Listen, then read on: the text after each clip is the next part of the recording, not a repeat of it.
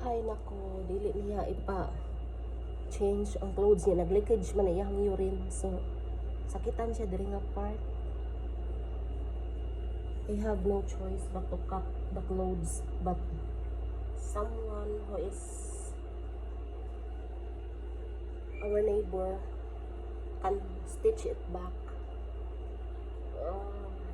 This one would painful if I'm going to like that and remove the clothes. No, just going to cry out of pain. So kung naman kaya dili siya magpailis.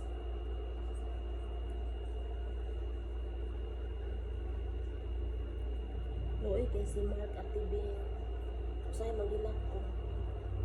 makakuan ko ba kung wala siya namin na ko sa kay yung langatan karon di di siya magpailis nga nag-leakage ang ihi wala na ko nabantay kay katugon kay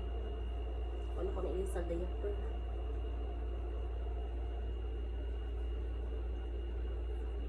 Dagan ba yung mga husga ng mobility na nakakuan ng tubang bahala sila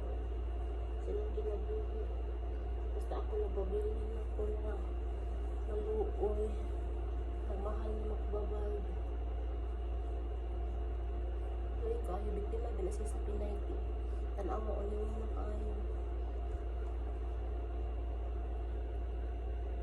nasa mong turong iyan babay yang kita sa online yung katuloy kasi di siya padala remittance wala siya ati man dito man nagsugod-sugod yung sakit atong sila na sige nagpapalit iyag luho iro nakabuok 30 mil sus ay sinta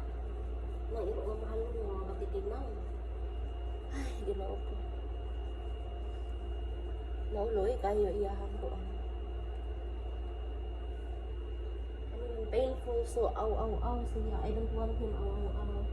because I'm also in pain so I have no choice but to cut his clothes